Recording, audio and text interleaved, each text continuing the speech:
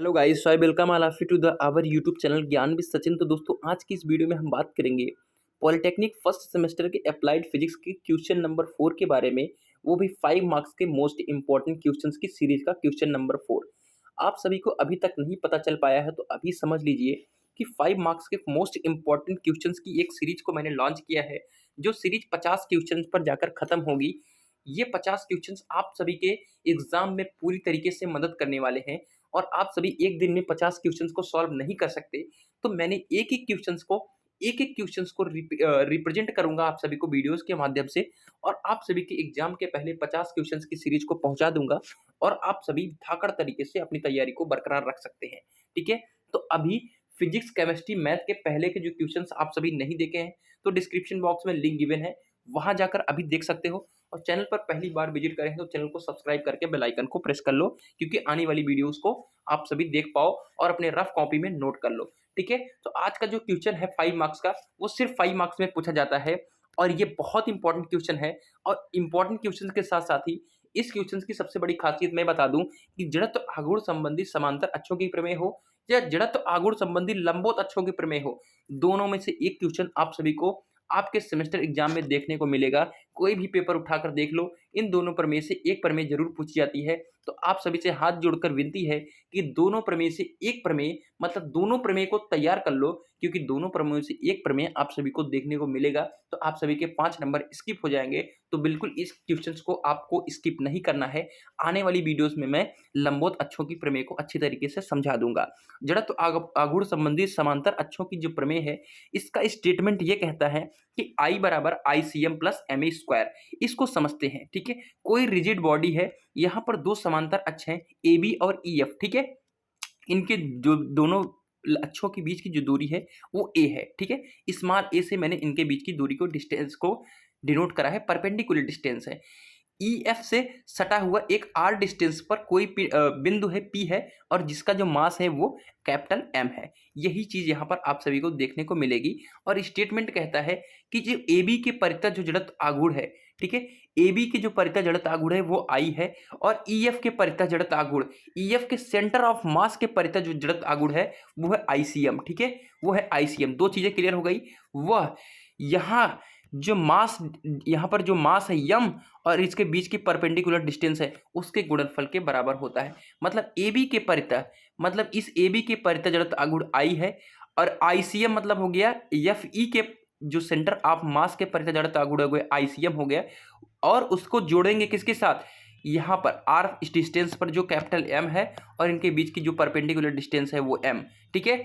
यही है आप सभी का जड़त्व आघूर्ण संबंधी समांतर अक्षों की प्रमेय, मतलब I बराबर ICM प्लस MA स्क्वायर। ठीक है? ये कहता है कि किसी पिंड का किसी अक्ष के परितः जड़त्व आघूर्ण I उस पिंड के सेंटर ऑफ मास से होकर गुजरने वाली समांतर अक्ष के परितः जड़त्व आघूर्ण I, मतलब किसी पिंड का जो जड़त्व आघूर्ण I है उसके सेंटर ऑफ मास से गुजरने वाला जो जड़त्व आघूर्ण ICM, वो है पिंड के द्रव्यमान व दोनों अक्षों के बीच की लंबवत दूरी के गुणनफल के योग के बराबर होता है। पिंड के द्रव्यमान और उसके दोनों अक्षों के बीच की लंबवत दूरी के बराबर होता है। यही क्या कहता है, I बराबर ICM प्लस MA स्क्वायर, जड़त्व आघूर्ण संबंधी रूल। ये फिगर को आप सभी को बनाना है, क्योंकि कोई भी एग्जाम हो सेमेस्टर से रिलेटेड, आप सभी के पॉलिटेक्निक से रिलेटेड, अगर आप फिगर बना के आएंगे तो पूरे नंबर मिलेंगे, और आप ऐसे ही डेरिवेशन करके आएंगे तो बिल्कुल आपको 3 नंबर मिलने वाले हैं, और 2.5 नंबर भी मिल सकते हैं, 2 नंबर भी मिल सकते हैं।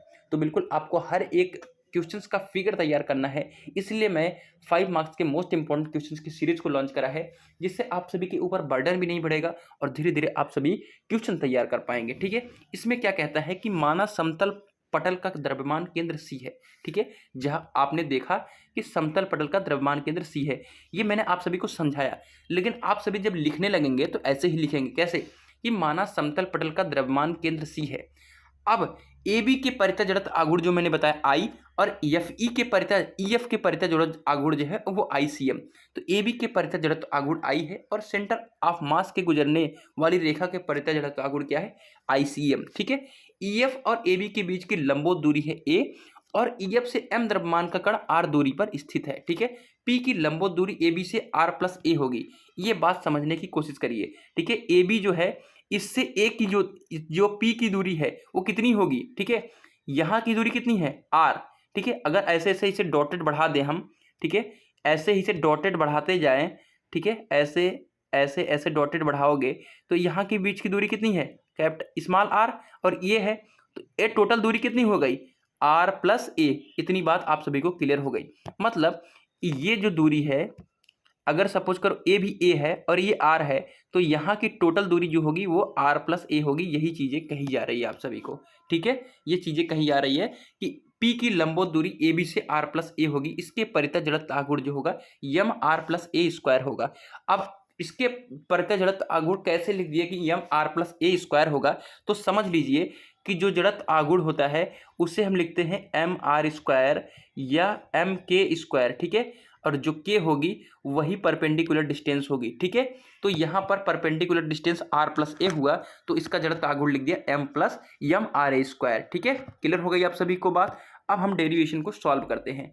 पूरे पटल का अक्ष ए बी के परितः जड़त्व आघूर्ण जो है वो है आई बराबर sigma M are plus A square, ठीक है। जैसा कि मैंने बताया कि जो जड़त्व आघूर्ण लिखते हैं वो आई बराबर एम आर स्क्वायर लिखते हैं। तो पूरे पटल के अक्ष के परितः मतलब सिग्मा मैंने यूज कर दिया, ठीक है। आर प्लस ए का ब्रैकेट जब क्लोज खोलोगे आप तो sigma R square plus A square plus 2 A R होगा, और यहाँ पर सिग्मा एम का मल्टीप्लाई करोगे तो sigma M R square plus sigma M A square plus sigma 2 A R होगा, ठीक है। ठीक है।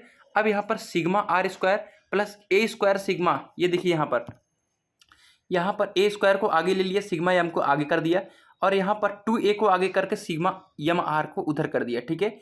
अब सिग्मा एम आर स्क्वायर जिसे हम आई से डिनोट करेंगे, ठीक है। आई तो यहाँ पर पहले से सिग्मा एम आर स्क्वायर को ICM से डिनोट करेंगे और ए स्क्वायर के ऐसे ही ले लेंगे, ठीक है। ए स्क्वायर और सिग्मा स्मॉल एम को हम कैपिटल एम से यहाँ पर प्रेजेंट करेंगे, और सिग्मा एम आर, ठीक है। सिग्मा एम आर का मतलब ये हो गया कि किसी भी एक्सिस पॉइंट से, ठीक है, सिग्मा एम आर जो हो गया वो किसी भी एक्सिस पॉइंट के द्रव्यमान केंद्र से जो गुजरती है उसका जड़त्व आघूर्ण जो होता है वो 0 होता है। तो यहाँ पर सिग्मा एम आर जो होगा वो 0 हो जाएगा, और ए स्क्वायर एम जो होगा वो बचा रहेगा।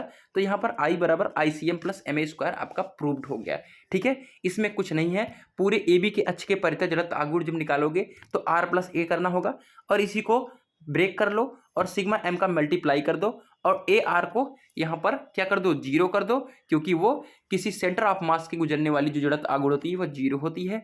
और ए स्क्वायर को यहाँ कर लो, और सिग्मा एम को हम कैपिटल एम से रिप्रेजेंट करेंगे क्योंकि यहाँ पर मास मैंने यहाँ पर डिनोट कराया है। तो आई बराबर ICM plus M A square, और ICM को सिग्मा एम आर स्क्वायर यहाँ पर डिनोट करेंगे, ठीक है। ये हो गई, क्लियर हो गई बात। तो इतना ही था इस वीडियो में, मिलते हैं एक नई वीडियो के साथ, तब तक के लिए goodbye, tata, love you all.